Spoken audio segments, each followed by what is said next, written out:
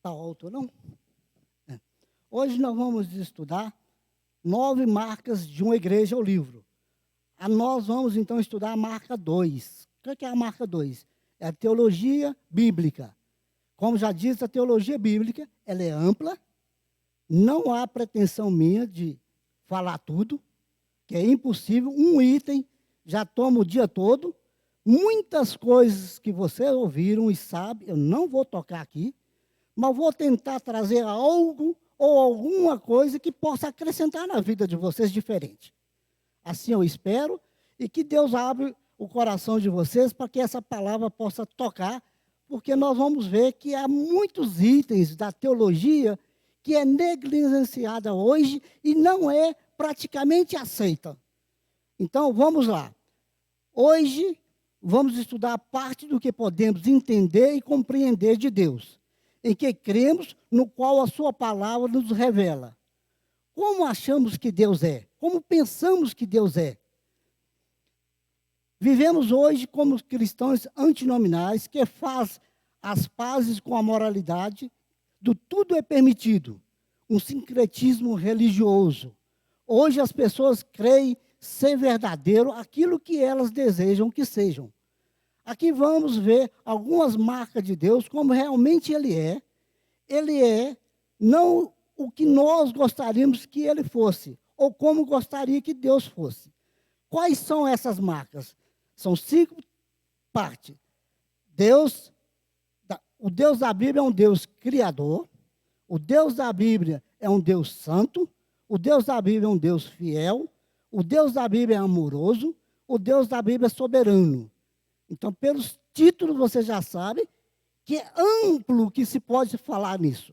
Então, em uma hora e pouco, é impossível você trazer pelo menos uma dessa, a metade. Se qualquer pregador do mundo trouxesse a metade de uma hora, ele seria praticamente Deus para falar de Deus em uma hora só. Então, vamos no primeiro tópico. Deus da Bíblia é um Deus criador. Em João 1,3 diz que todas as coisas foram feitas por intermédio dele, e sem ele, nada do que fez se fez. Aí, se entrarmos logo no Pentateuco, no livro de Gênesis, nós vamos ver, no princípio, Bereshit, Bara, Elohim, Ve'et, Haaret. No princípio, criou Deus os céus e a terra. Então, aí começa a criação, vamos chamar assim, do cosmos.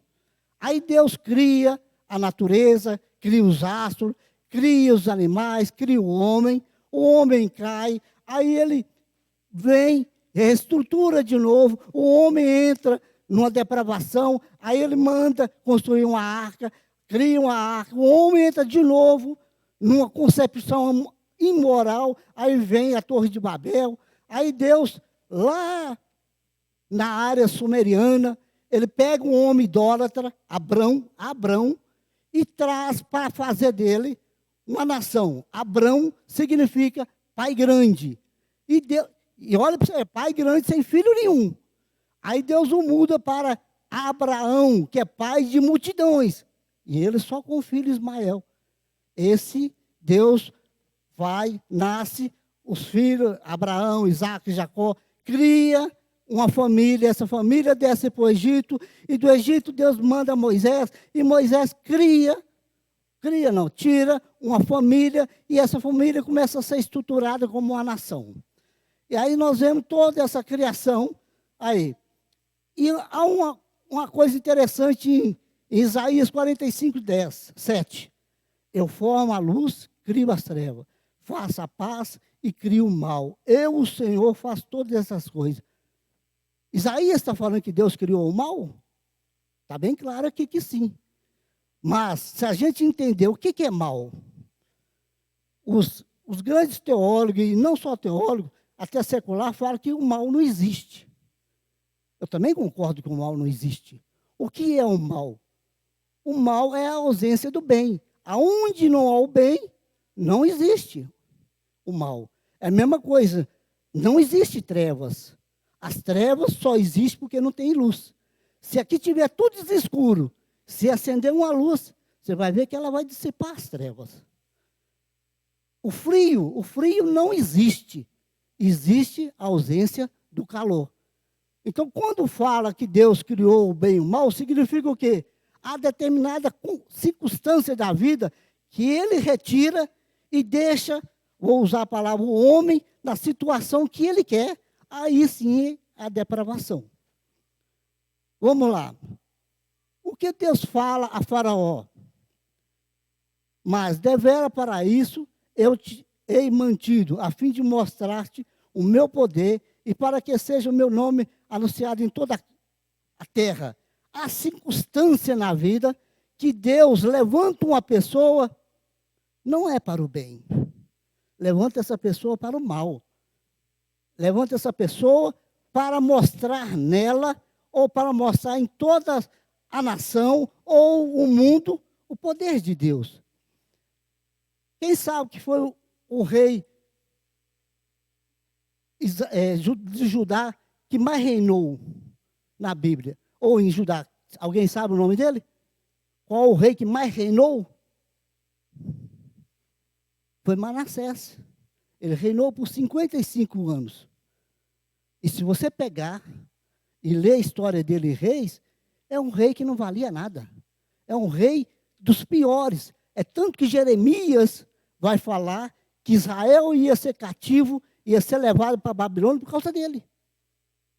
E você vê em Crônicas que ele é aprisionado e que ele faz uma oração de um coração temente a Deus e Deus restaura. O filho dele que nasce, que vai reinar, não presta. Mas o neto dele, a Bíblia fala que não existia outro rei igual ele. É Josias. Então, a gente não sabe o que pode acontecer. Deus é nisso tudo. Que formou Israel. Isso é interessante. Mas, que formou Israel. A Bíblia nos mostra com clareza que Deus é um Deus que cria e um Deus que elege. Isaías 45, 18 diz: não criou para ser vazia, mas formou para ser habitada. Então, a terra não foi criada para ser vazia, ela foi criada para ser habitada. Deus cria algo, não é para nada. Ele tem um objetivo, ele tem uma demanda para aquilo. E assim, nós vemos a criação de Deus, que criou e formou desde o ventre. Olha para você ver, se nós estamos aqui, porque Deus criou nós desde o ventre. Nós não vamos debater isso, se vai ter corrente para esse lado e vai ter corrente para esse lado. Para mim, não existe livre-arbítrio. Quem de nós aqui escolheu nascer do pai que nós temos? Quem de nós aqui escolheu nascer no Brasil? Quem de nós aqui não tem os traços ou a idiosincrasia dos pais? Quem de nós não tem? Nós escolhemos isso? Eu virei e falei assim, não, Deus, eu quero ser baixinho. Quem? Não existe isso. Não existe. A Bíblia é bem clara ao dizer que depois da queda, todos nós estamos mortos nos nossos delitos e pecado. Se estamos mortos, eu fui lá ver hoje o Paulo lá. O que adianta eu chegar no caixão dele, chorar e falar que eu amo, que eu poderia ter visitado, que eu poderia... Não vai fazer diferença nenhuma. Se não fazemos isso em vida, é isso que a Bíblia nos diz. Nós estamos mortos nos nossos delitos e pecado. Vamos na sequência. O inferno também foi criado por Deus, e é bem claro, o inferno não foi criado para os homens. Isso é bem claro quando você lê em Mateus 25, 41. Vai para lá quem quer. Quem quer. E o inferno não é o estágio final. O inferno, biblicamente, não é o estágio final. O estágio final é o lago de fogo, aonde o anticristo, aonde a besta, aonde o inferno será jogado. A morte será jogada. Então, o estágio final não é o inferno. Então, tenha isso na mente. Outra. Que tamanho é o nosso Deus? Como nós possamos pensar que tamanho é o nosso Deus? Quem imagina o tamanho do nosso Deus? Eu sou apaixonado por isso.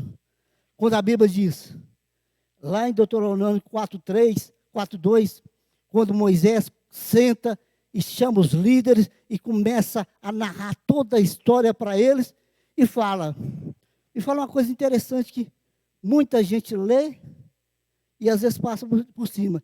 Desde uma extremidade do céu até a outra, jamais sucedeu coisa tão grande como essa. O que é uma extremidade do universo, a outra extremidade do universo? Mas na frente eu vou falar aqui, que tamanho é essa extremidade? Deixa mais um pouquinho para frente. Então, vamos lá. Segundo os astrônomos, eu misturo astrônomo com astrólogo. Astrônomo, essa dimensão daqui até aqui tem 93 bilhões de anos-luz. Nós não sabemos nem calcular isso. E que dentro, nesse espaço, existe bilhões e bilhões de galáxias. E dentro de uma galáxia, existe bilhões e bilhões de planetas. A nossa, mais próxima da nossa aqui, está a 4.000 anos-luz. Eu fico pensando, será que Jesus, em Atos, quando subiu ao céu, ele subiu na velocidade da luz? Se ele subiu na velocidade da luz, nós estamos no 2º milênio. Ele não está nem na metade da primeira estrela mais próxima de nós. Olha você ver, nós temos que ter isso em mente. Tá? Eu vou trazer mais outras coisas que vai acrescentar isso para vocês. A Terra, existe Sol que, se fosse colocado no nosso Sol, ele ficaria maior que Vênus, que Marte, quase que chegava na Terra. O Sol, em relação a esse Sol que existe, é um grão de areia. A Terra, em relação ao nosso Sol, é um grão de areia. Eles dizem que se pegasse todos os grãos de areia em todo o deserto, em todas as praias, não dá o que dá as estrelas, os planetas nesse cosmos. Se você chegar numa praia ou num deserto, pega um grãozinho de areia, um pequenininho, esse aqui, e olha ao redor de vocês aquela areia. É a Terra. E dentro dessa Terra, olha o tamanho que nós é. Imagina, um grão de areia. E Isaías 45, ele ainda fala que de uma extremidade à outra, Deus mede a palmo. E mais ainda, em Isaías também 40, e Salmo 147, fala uma coisa que para nós é um absurdo. Se você chegar, volta de novo, pegar uma mão cheia de areia e falar assim, essa é a terra, e misturar de novo, vocês conseguem achar? E a Bíblia fala que Deus chama uma por uma pelo seu nome. Ô, gente, esse é o nosso Deus. Esse é o nosso Deus. Nós não temos a dimensão de nosso Deus. E Deus não é parte do universo. De uma extremidade na outra, se Deus é maior, o que tem para cá e o que tem para lá? Ninguém sabe. Ninguém sabe. Esse é o nosso Deus. Nós temos que saber a dimensão entre uma extremidade e a outra, e dentro dessa extremidade há um parênteses. Esse é o nosso tempo. Esse é o tempo que nós vivemos. Vamos lá. Não nos criou um mesmo Deus? Por que seremos desleais um para com o outro? Isso é em Malaquias, em relação até ao casamento, mas tirando do casamento, até para nós. Por que nós somos desleais um para com o outro? Por que nós somos infiéis? Por que nós matamos, roubamos? Há pouco, agora, se eu não me engano, eu acho que é no Espírito Santo, um menino de 14 anos foi proibido pelos pais de visitar. Segundo ele, uma namoradinha, ele matou o pai, matou a mãe, matou o irmãozinho dele, eu acho que 3 ou 4 anos. Por que nós somos tão ruins assim? Não nos criou Deus a mesma coisa? Não nos criou? Vamos lá. Como eu disse, vou fechar então o tópico desse aí. O segundo, o Deus da Bíblia é um Deus santo. Como eu disse, não tem como eu passar tudo isso aí. Não tem como. Tá? O Deus da Bíblia é um Deus santo. Ele é transcendental, separado de sua criação. Ele está separado do pecado. Entre um extremo e o outro, Deus está fora disso. Deus é maior do que isso. Ele é santo, ele é separado. Significa o quê? Que ele não faz parte da sua criação. Ele está transcendentalmente além da sua criação. Ele tem conhecimento supremo e infinito do seu próprio ser. Quais são os atributos santos de Deus? Alguns só. Amor, bondade, misericórdia, graça, paciência, sabedoria, justiça. Apocalipse 15:4 diz, pois tu és santo, pois só tu és santo. Nenhum de nós aqui somos santos. E a Bíblia categoricamente fala, ninguém verá a Deus se não for santo. Então nós temos que passar por um processo de santificação. Significa o quê? Se nós não somos, nós temos que procurar dia a dia a sermos santos. O que Paulo fala, se eu roubo, eu tenho que deixar de roubar. Se eu minto, eu tenho que deixar de mentir. Se eu sou infiel, eu tenho que deixar de ser infiel. É um processo gradativo. E isso, às vezes, custa sofrimento, dores. Paulo, se Paulo estivesse aqui hoje, às vezes eu fico perguntando para mim mesmo, será que alguma igreja evangélica convidaria Paulo para pregar? Eu acho que não convidaria, não. Um assassino, um homem que perseguia, que matava, um homem extremamente nacionalista, quem convidaria? E olha para você ver como é que Deus faz. Outra coisa, não só Paulo. Quem convidaria Pedro para pregar? Quando o centurião chama para ir pregar na casa dele, ele já chega lá e fala assim, você sabe que é proibido para um judeu ficar entre os gentios. Mas para aí. Ele já chega esculachando, ele já chega... E ele traz aquela mensagem maravilhosa. Será que se um pastor chegar aqui esculachando, o que nós vamos fazer? Nós fazemos a mesma coisa. Às vezes, expulsa, não chama mais, mas às vezes é a pessoa que Deus vai usar pelo resto da vida. Vamos lá. O que é ser santo? Significa ser separado para Deus, buscando viver em conformidade com a vontade e o ensinamento. Não isenta a disciplina. Ser santo não significa que não se isenta, pelo contrário. Aí que vem a disciplina. Porque aquele que está acostumado a fazer determinadas coisas, para tirar aquilo é um sacrifício muito grande. Aquele que gosta de uma promiscuidade, seja ela imoral, seja ela não imoral, seja o que for, aquilo para arrancar dele não é fácil, porque aquilo está engajado no seu ser, aquilo está entrelaçado, que não é fácil de tirar.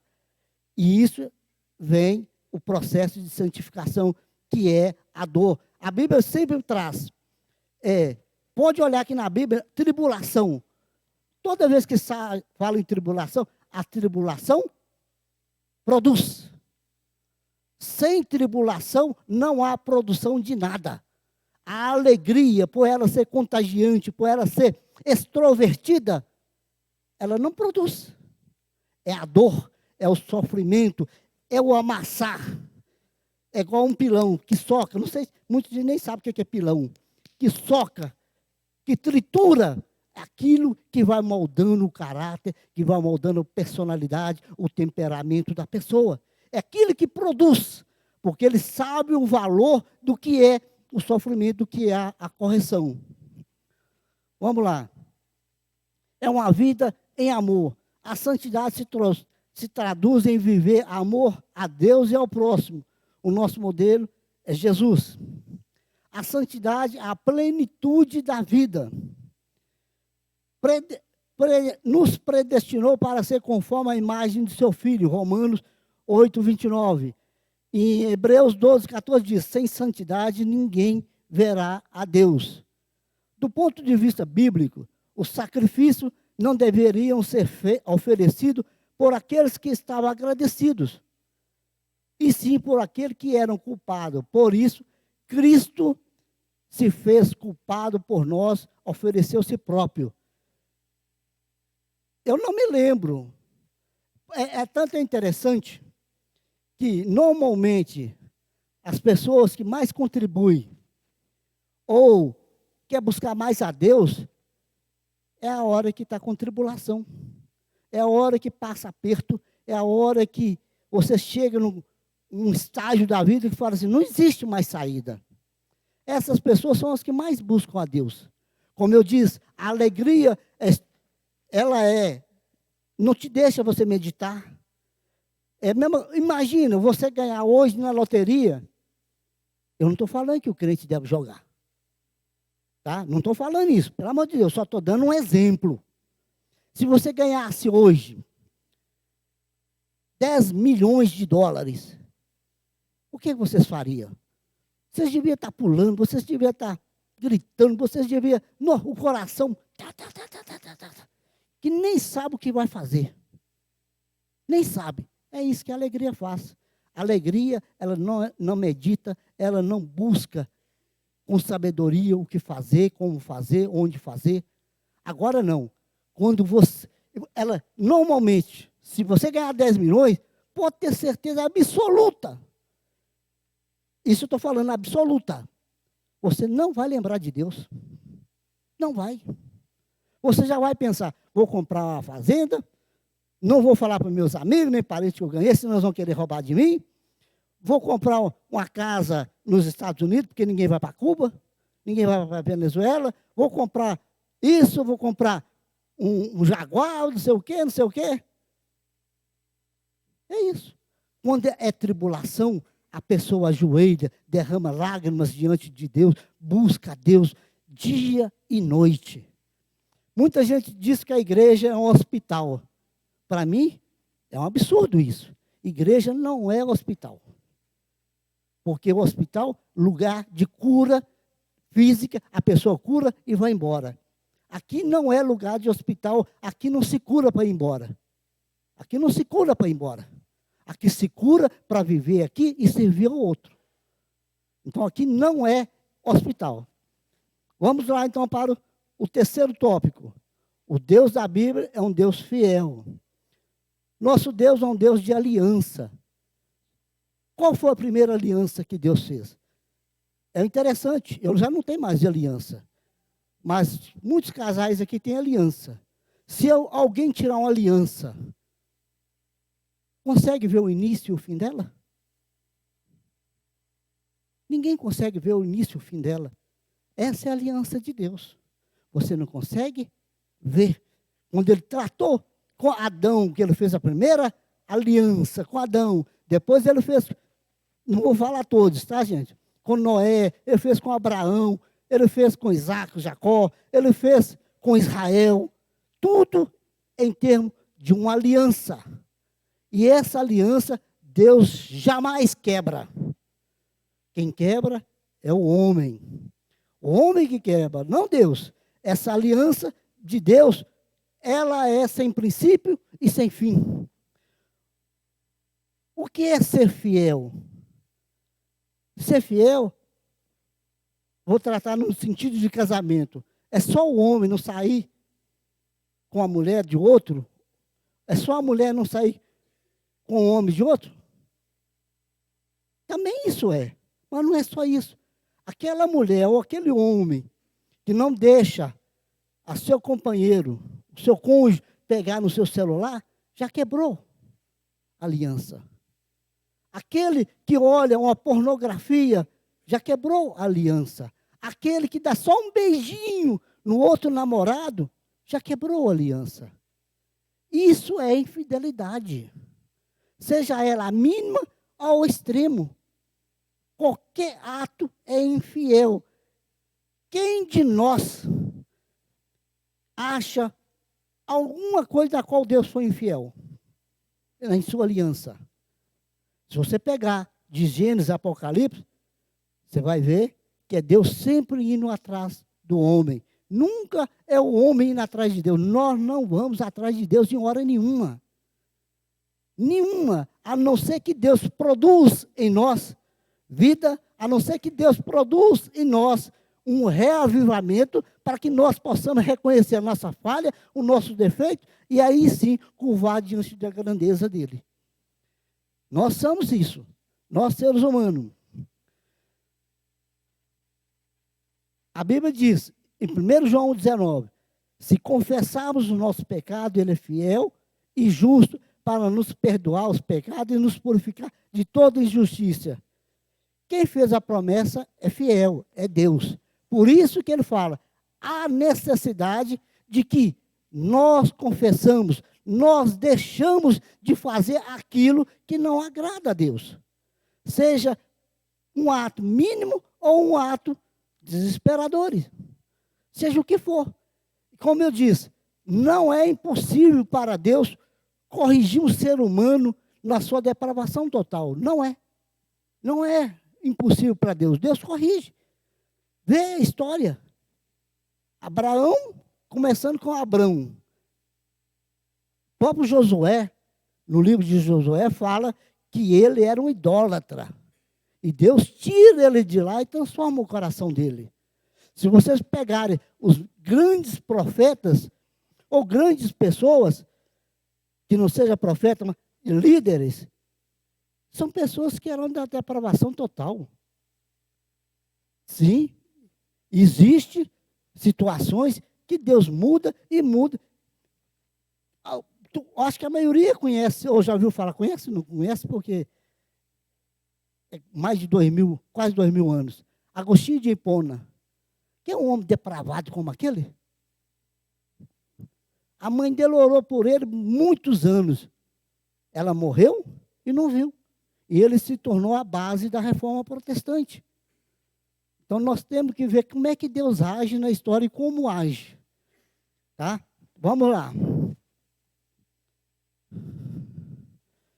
Então, como conciliar? Essa é uma coisa interessante.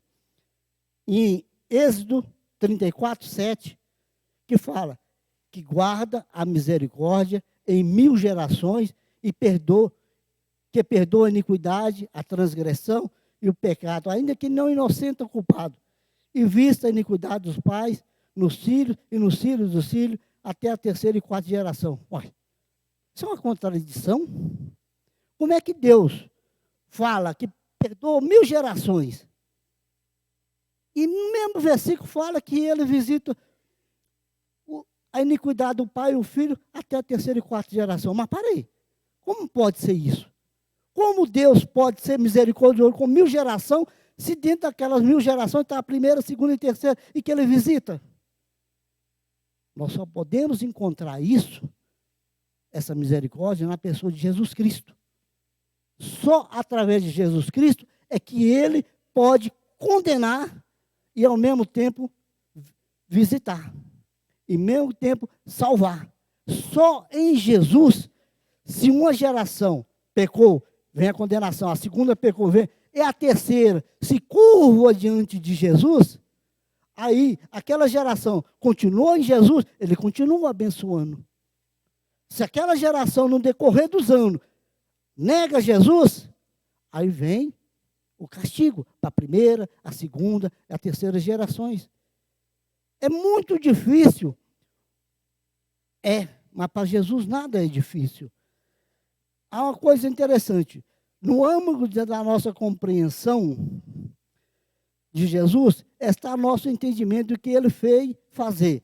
Ele veio como aquele que, por meio de quem você e eu podemos ter um novo relacionamento com Deus. Aquele que o povo de Deus havia esperado, veio ao mundo. Vamos então partir para um outro tópico. O Deus da Bíblia é um Deus amoroso. Todo mundo sabe esse versículo de cor. E Deus amou o mundo de tal maneira que deu seu Filho que é João 3,16. E 1 João 4,10 diz: mas em que ele nos amou e enviou o seu próprio Filho por propiação do nosso pecado. Provérbios 8, 26 a 31. O princípio do pó do mundo. Essa é outra coisa interessante. O princípio do pó do mundo. Eu introduzi que o universo, ela tem 93 bilhões de anos-luz. Provérbio fala princípio do pó do mundo. Mas para aí. Então, essa dimensão nem existia ainda. Princípio do pó do mundo. Eu vou falar com o meu linguajar. É óbvio que não vai ser perfeito, mas eu creio que todos vão entender. O que é esse princípio do pó do mundo? A Bíblia, e uns versículos na frente eu também vou citar, é como se Deus tivesse, vou usar o meu linguajar, tá, gente? Pelo amor de Deus, é limitado. A Trindade é como se o Pai, o Filho e o Espírito Santo tivessem nem feito nada, nem o pó da terra. Vamos construir um universo que seja habitável, que seja nós mostrarmos, não é para ser adorado não, para mostrarmos a nossa grandeza, o nosso poder. Aí reunimos, falando isso, aquilo outro, falou assim, mas parem, vamos criar um ser parecido mais ou menos com nós, em caráter, personalidade, mas parei, esse ser vai cair, e se ele cair, não vai ter solução. Por quê? Porque se cair, como pode alguém reconciliar nós que somos eternos? Jesus virou, pai, ou pai não, vamos fazer uma coisa, pode criar, eu assumo, mas pare, como você vai assumir? Eu vou lá e resgato isso. Não pode, se você fizer isso, você vai morrer. Não, eu faço isso. Deus cria o universo do pó da terra, sabendo a história que isso ia acontecer. Ele cria. Isso aí. Mais na frente eu vou aumentar ainda mais o como. Como ele faz isso? Apocalipse 13, 8 diz, o cordeiro que foi morto antes da fundação do mundo. Então, como eu disse, antes do pó da terra, o próprio Jesus já tinha sido oferecido para morrer. Mais ainda, morrer para quê? Aí a gente lê a carta de Paulo, nós vamos ver que a teologia de Paulo, ela é incrível. Ele tem alguns versículos que é tremendo. Em João 1,14 fala assim, ele se fez carne e habitou entre nós. Jesus se fez carne e habitou entre nós. Habitou para quê? Mais ainda, em Filipenses 2,7, e mais para frente, ele vai falar que ele se humilhou. Como é que um ser infinito, um ser poderoso, ele se humilha, ele se desce à nossa dimensão? Alguém já assistiu o filme Lucas, o Formigueiro? Um desenho? É interessante, você morre de rir, mas é gostoso. O menino que vai destruir um formigueiro, aí ele se transforma tão pequenininho e entra dentro do próprio formigueiro. Aí ele começa a compreender toda a dimensão do formigueiro e depois, quando ele sai, ele cuida daquele formigueiro. Eu não sei quem fez aquilo, se é evangelho, se não é, mas o assunto dele é como se fosse isso. E mais ainda, além de Hebreus, há dois livros. É interessante. Se você ler 2 Coríntios, o capítulo 5, no finalzinho dele quase, e fala que Deus estava em Cristo Jesus, aí você vê, reconciliando consigo mesmo a humanidade. Olha você, estava com Jesus Cristo, reconciliando consigo mesmo. Mas para aí, quem morreu na cruz? Foi Deus ou foi Cristo?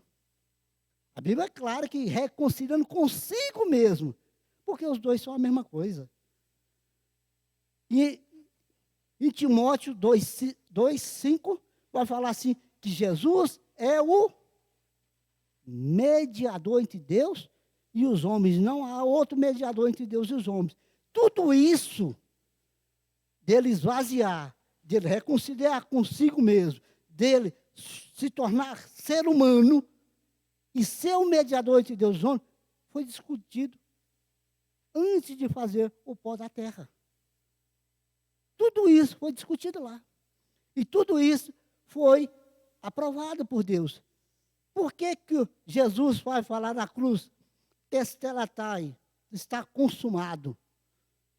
Toda essa obra redentora estava lá. E por que ele abandonou? Porque Deus olhou em Cristo, não em Cristo, mas ele viu ele viu você, por isso que ele abandonou Jesus.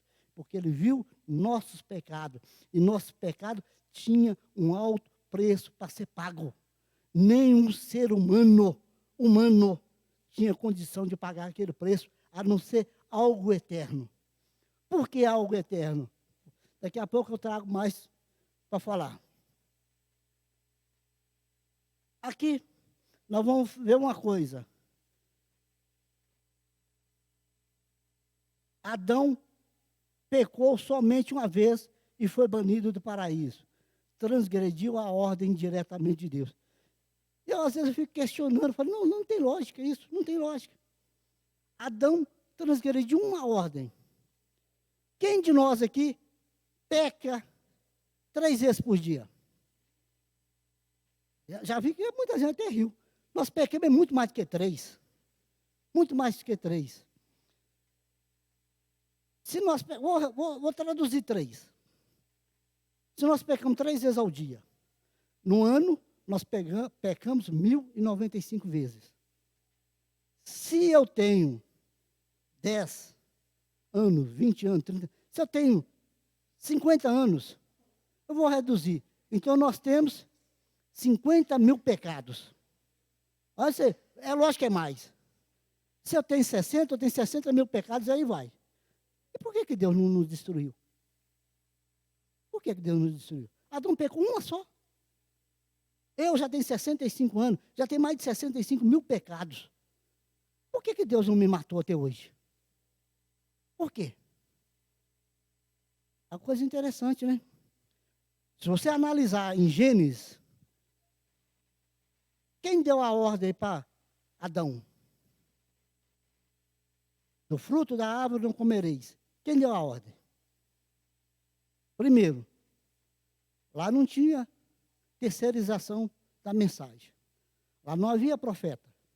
Lá não havia sacerdote. Lá não havia ninguém. Ele transgrediu a ordem de quem? De Deus. Ele transgrediu a ordem direta e expressa do Pai. Ele transgrediu a ordem de um ser imortal. Ele transgrediu a ordem de um ser imutável. Ele transgrediu a ordem de um ser todo-poderoso. Então ele transgrediu contra o infinito. Só alguém infinito poderia destruir o pecado infinito.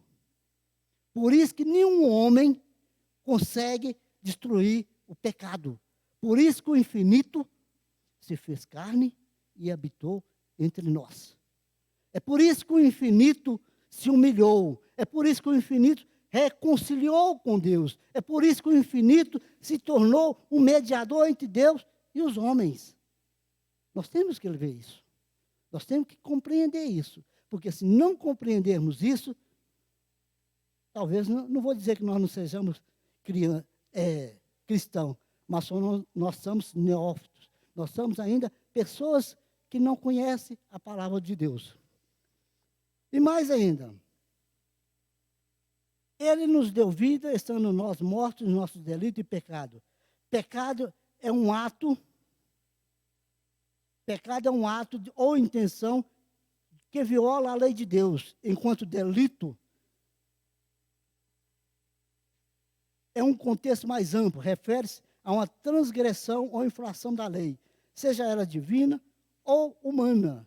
A Bíblia traz 3 palavras para designar pecado. 3 palavras. E eu já li lá, em Êxodo 34, 7. Há 3 palavras que designam pecado. Pecado é uma, transgressões é outra, iniquidade é outra. Todas as três palavras têm um peso totalmente diferente uma da outra. Quando a palavra de Deus fala pecado, é para determinado contexto. Quando fala em transgressão, é outro contexto mais pesado. E quando fala em iniquidade, é um pecado ainda pior do que os outros dois. Nós temos que ter essa dimensão na Bíblia. Qual é? Vamos lá. Pecado. Todo mundo sabe isso, é errar o alvo. Nós somos criados para a glória de Deus. Nós somos criados para amar a Deus. Nós somos criados para deleitar em Deus. Nós somos criados para viver a plenitude da alegria com Deus. Em toda vez que nós tentamos satisfazer ao nosso coração e outras fontes que não Deus, nós erramos o alvo da nossa vida. Vamos lá. O segundo, que é transgressão? Transgressão significa ação humana de atravessar, exceder, ultrapassar. Noção que pressupõe a existência de uma norma que estabelece e demarca limite. É uma rebelião. Olha, é uma rebelião. A terceira, iniquidade. Iniquidade é pior ainda. O que é iniquidade? É uma ação contínua do pecado. O que é uma ação contínua do pecado? Eu sou cristão. Se eu adultero, eu continuo adulterando. Se eu roubo, eu continuo roubando. Se eu minto, eu continuo mentindo. Se eu faço qualquer coisa em um estado contínuo, isso é iniquidade. Isso é iniquidade. Não é nem mais uma rebelião. Já ultrapassou disso. Não é mais nenhum pecado. Pecado, às vezes, você está passando aqui, se entrar uma mulher, um homem pelado aqui, todo mundo vai ver. Mas você ficar olhando, às vezes a gente vê isso, e principalmente o homem. Quando vem o marido e a mulher, e vem um homem bonitão, a mulher só bate o olho assim, ela já escaneou o homem todinho. Já escaneou o homem todinho. O homem não, o homem é diferente. Passou a mulher bonita, ele faz isso, ó, quase que quebra o pescoço. É diferente. É diferente, gente. Então, nós temos que saber o que é pecado, sabemos o que é transgressão e sabemos o que é iniquidade. Tá? Se você vive num pecado e continua naquele ato, a palavra de Deus ainda não transformou você, pode ter certeza que você não está em pecado. Você está numa iniquidade. E Provérbios vai falar aqui que Deus abomina os irmãos que semeiam contendas entre irmãos. Em nossa igreja nós vemos isso, que às vezes é um ato até contínuo. Há pessoas que não mudam, mas não mudam de maneira nenhuma. Então elas estão numa profunda iniquidade, não em pecado. Vamos lá.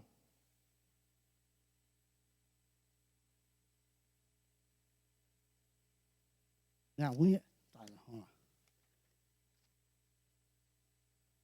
Nós vamos agora para o quinto e último, que é Deus soberano. Esse Deus soberano, para mim, é o pior deles.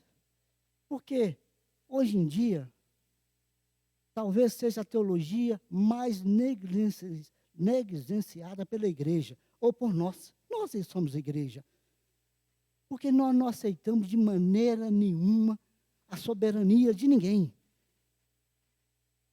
Alguém quer morar num país que seja ditador? Alguém quer morar num país que seja monarquia? Quando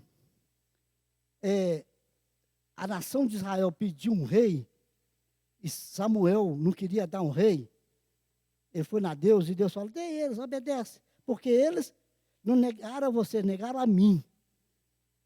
Soberano, a gente lê na história, vamos ver que há muitos soberanos que, eu olho para o Paulo, não gostei da cara do Paulo? Mata. Olha para outra, essa é bonita, vai para cá.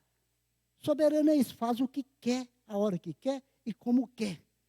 Há um texto na Bíblia que muitas das vezes a gente lê, mas passa batido.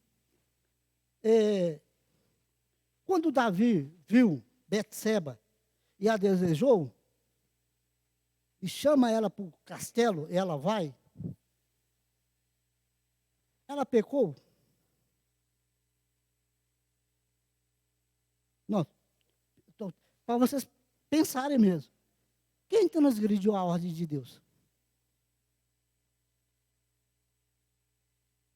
Quando Natan taca o dedão na cara de Davi e faz aquela parábola que havia um pobre que tinha uma ovelhinha só e o outro que era rico, não quis matar a sua ovelhinha, foi lá e tomou aquela. Veio, sacrificou, lembra disso?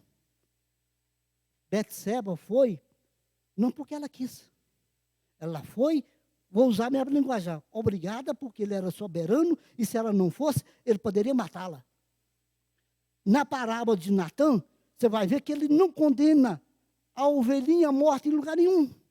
Mas ele condena aquele que tinha o poder para fazer aquilo. Ele condena Davi. Em lugar da Bíblia nenhum, você vai ver Deus condenando a ela. Quem transgrediu foi ela. E o pecado dele foi tão sério que as 4 ovelhinhas que Davi falou que ele tinha que restituir, Natã vira e fala assim, isso vai acontecer com você. 4 filhos de Davi são mortos em consequência disso. O que nasceu do adultério, Amã, ou Namon, quer dizer, aquele que estrupou a própria irmã. Tá? Esse é o segundo. Absalão vai morrer, que é o terceiro. E depois, próprio Salomão mata o irmão dele. 4. Pagou o castigo dele. Adultério só paga através de castigo. E sem derramamento de sangue, não se paga. É pesado. É pesado. A mão de Deus pesa no infiel, mas pesa. Seja ele momentâneo, ou seja ele com o tempo. Isso é problema de Deus, porque ele é soberano. Vamos lá. Talvez essa seja a doutrina mais negada atualmente. Deus é soberano. É uma afirmação teológica central, que significa que Deus tem o poder supremo e absoluto sobre toda a criação, governando todas as coisas de acordo com sua vontade. Que exerce uma coação, que exerce sem coação alguma, sem restrição, que exerce um poder supremo, sem restrição e neutralidade.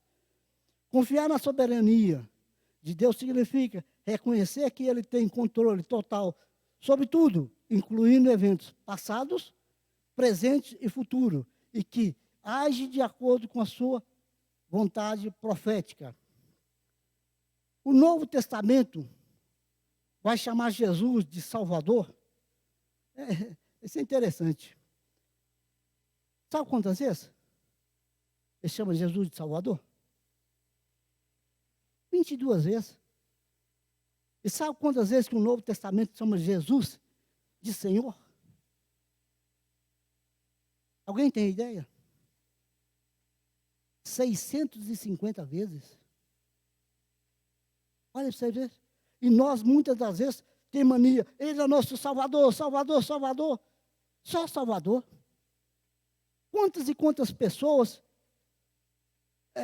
falam, eu aceito Jesus como o seu Salvador, ou pregadores, seja lá quem for, aceita Jesus como seu Salvador, mas esquece que isso, Ele é Senhor. Ele manda e Ele desmanda. É uma coisa interessante. Ele é Senhor. E Senhor, muitas das vezes, não é por coisa boa. Eu lembro da minha menina, ela tinha 16 anos, bonitona, foi contraída de câncer. Chegou a um estágio da vida dela, a Marcela me liga, a gente revezava 24 horas, ela ficava 24 horas na UTI, aí eu ia, ficava 24 horas, porque ela era menor, e a lei permitia que tinha um acompanhante com ela. Lá em casa, nessa tarde eu estava lá, era 6 horas, ela liga chorando, desesperada, falando que o médico pediu, se você tem fé, ora, porque a situação dela não é boa. A situação dela está, o intestino não funciona, o pulmão não funciona, o rins não funciona, a pressão dela vai de 4 a 24. Se ela sobreviver para amanhã, vai ser um milagre. Marcela liga, desesperada, lá em casa tinha um monte de gente, nós demos a mão chorando, cada um orou. Chegou na minha vez, depois resistiu, deu até uns boatos, eu orei para Deus desse jeito. Obrigado, Senhor, porque o Senhor me deu por 16 anos. Obrigado, porque durante 16 anos eu compartilhei com ela a tua graça, o teu amor. Falei do teu amor para ela. Acabou a oração e muita gente me criticou, me xingou, porque já, como se diz, eu desisti dela. Mas eu lembro de Jó. Jó perdeu os filhos e disse, o Senhor me deu, o Senhor levou. E, durante aquela noite, foi a minha vez, eu chorei, porque eu ouvi dela um pum, pum, pum mesmo. Chamei o médico e falei, eu não falei nem pum, ela peidou. Ele riu, chorou também, falou assim, o intestino dela começou a funcionar. E ela já tem 10 anos que está aí com nós. Então, ele falou que ela ia fazer hemodiálise o resto da vida, porque ela de 48 quilos, ela passou a ser 120 quilos, porque ela não defecava, ela só tomava medicamento. E começou a fazer a hemodiálise, um dia tirava 4,5 litros, no outro dia tirava 4, e ela foi definhando. Eu chamava ela de a noiva cadáver. Alguém assistiu Noiva Cadáver? Pois é. É uma mulher, uma caveira, que só tinha pele e osso. Hoje está aí. Não faz hemodiálise. Uma netinha maravilhosa que está puxando o vô. Tá? Esse é o nosso Deus, gente. E lá, durante esse tempo que eu estava no hospital, eu não vi, não foi uma, nem duas, nem três, nem 4 pessoas que morreram. Chegamos, igual nós chegamos em São Paulo, passando na sala, estavam lá 2 meninas, 2 mocinhas, mais novas que Ariel, conversando, rindo, batendo papo. No outro dia, as 2 estavam mortas. Que Deus é esse? Não me pergunta por que ele escolheu Ariel e não escolheu um monte de outra gente. Não me pergunta. Jesus fala isso. No tempo de Naamã, ele pegou um sírio, que era um guerreiro, que era um povo que perseguia, e curou da lepra. Em Israel, que havia muito leproso, ele não curou. Havia uma mulher em Serepta, que ele mandou Elias para lá e deu alimento para ela. E por que ele não fez isso com Israel? Deus é soberano. Deus é soberano. Por que ele criou Jesus? Por que Jesus curou muitos cegos, muitos leprosos, ressuscitou Lázaro? E se Lázaro já tinha 4 anos que tinha morrido, 4 dias que tinha morrido. Segundo a tradição judaica, 4 dias só Deus pode ressuscitar. Se 4 dias ele estava morto, ele estava no paraíso, vou chamar de paraíso. Por que Deus ressuscitou ele para a terra? Não me pergunta que eu não sei te responder. Deus sabe. Deus é soberano. E pode ter certeza, a minha filha foi curada, tem uma netinha, mas um dia ela vai morrer como eu vou morrer. Lázaro foi ressuscitado? Foi. Um dia ele morreu. Aqueles que foram curados, seja ele da visão, seja ele de qualquer for situação, vai morrer. Qual de nós aqui não vai morrer? Só se Jesus voltar amanhã e nos arrebatar. É uma probabilidade única. Mas quando ele vai voltar, a Bíblia não fala. Então nós temos que saber uma coisa: aconteça o que acontecer com a nossa vida ou quem esteja ao nosso redor, Deus é soberano. Hoje mesmo eu estava lá, diante do caixão do Paulo, eu falei assim, com as pessoas que eu conheço do meu lado, a vida é curta. Segundo o que eu sei, não sei se é verdade ou se tem mais, que ele caiu e bateu a cabeça. É isso, né? E morreu, gente. Às vezes a gente vê situações que carro encapota, que carro faz isso, que carro faz aquilo. E a pessoa não tem um arranhão. Eu já perdi 2 filhos. O primeiro filho que eu perdi tinha 1 ano de casado.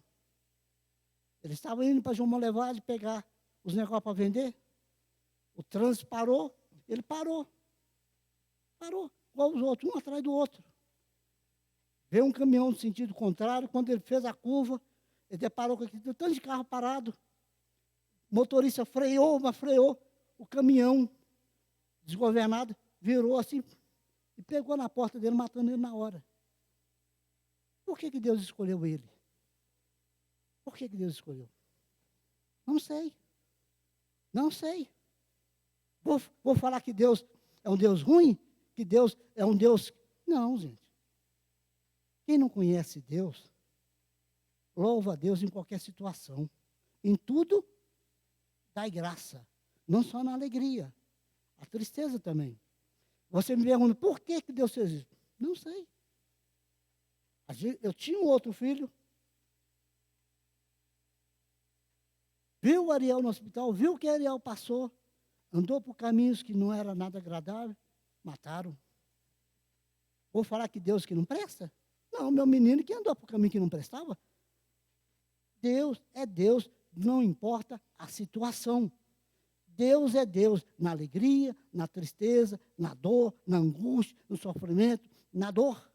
Seja em qualquer situação, Deus é Deus. Vamos lá.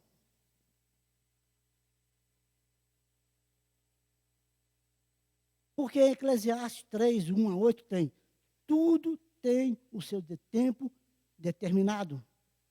Há tempo para chorar e há tempo para se alegrar. Há tempo para trabalhar e há tempo para aposentar, igual eu. A Bíblia fala em aposentadoria, por que eu não vou falar? Quando Deus se levanta os levitas, ele fala com os levitas o quê?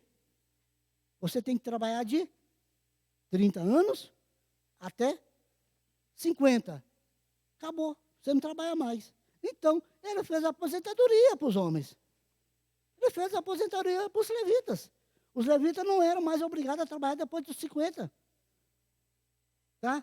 Nós temos que entender isso. Nós temos que entender isso. Tá? Vamos lá. Em Jó, eu já falei, Jó 1:21. O Senhor deu, o Senhor tomou. Eu não passei nem por 1/10 do que passou Jó. Eu não passei. Primeiro que eu não tinha a riqueza que ele tinha. Não tinha. Eu não vivi igual ele viveu, provavelmente 200 e tantos anos, com que Deus contemplou depois.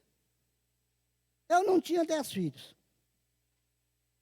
Tá? Eu não tinha a dimensão espiritual que Jó provavelmente é o primeiro livro da Bíblia, e você não vai ver que ele não era da descendência de Israel. Não existia nem, provavelmente nem existia Abraão.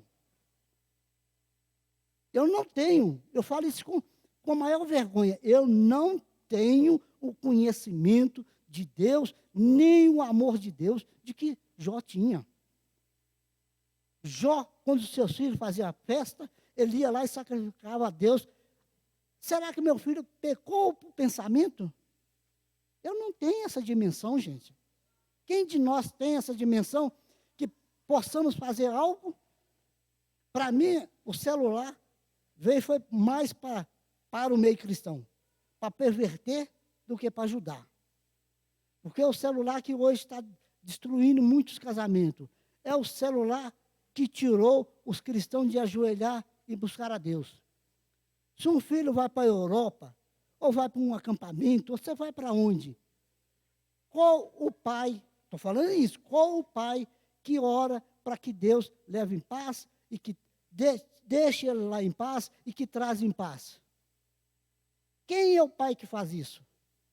Eu me lembro quando eu me converti, há 40 e tantos anos atrás, que as pessoas que não tinham celular, meu filho está na França, eu oro para ele de joelho, tantas horas da madrugada, não sei lá o quê. Hoje a gente pega o celular, liga, e aí, filho, como é que você está? Estou joia, pai. Você está onde? Eu estou aqui na casa. Nem sabe se você está lá na casa de fulano de tal. Nem sabe. Obrigado. Boa noite, boa noite. Vai roncar. Estou falando mentira? É isso que o celular está fazendo hoje com a igreja cristã. Quantas e quantas pessoas, marido, não só homem, mulher também, pega o celular e começa a ver as pornografias no celular. Quantas e quantas... para mim, eu era um admirador e tenho em casa vários livros do Caio Fábio. Ontem mesmo no TikTok eu vi uma pregação dele e falei na hora, maldito. Maldito. Ah, Carlinhos, você fala besteira? Não, é o que Paulo fala. Tudo aquilo que vê e não traz aqui que nós falamos, ele é anátema. O que é anátema? É maldito. Apenas eufemismo. Você muda uma palavra para outra. Você muda a palavra para outra. Gente, o que ele fala é uma aberração. Isso para mim é apostasia. Então nós temos que ter cuidado. E isso é o que ele fala, negando a soberania de Deus. Hoje nós estamos mais uma pregação antropocêntrica do que teocêntrica. Hoje nós levantamos e pregamos. Nós fazemos isso, nós somos aquilo, você pode isso, você pode aquilo. Você tem autoajudas e autoajudas. Por isso que a soberania de Deus é negada. Quem aceita que Deus tira um filho dele? Quem aceita que Deus tira uma empresa dele? Quem aceita que Deus tira o emprego dele? Esse Deus é ruim. Esse Deus é maligno. Esse Deus do Velho Testamento, olha o que Deus carrasco. Deus que manda matar filho, que manda acabar com a nação, que Deus manda destruir. Se você olhar o Novo Testamento, Jesus é pior ainda. Pior ainda. No Velho Testamento você não vê Deus falando e mandando ninguém para o inferno. Jesus manda. Jesus manda para o inferno. Jesus fala que os ninivitas se levantarão e os de Sodoma e Gomorra se levantarão e condenarão aquela geração. Como? Como? Eles que negam a pessoa de Jesus Cristo. Jesus é pior. Na concepção, quando eles analisam que Deus é ruim, Jesus é mais pesado ainda. Jesus é o único, no Velho Testamento você não vê isso. É o único que fala do inferno. Tá? Então vamos lá. Estamos prontos a reconhecer finalmente que não somos Deus.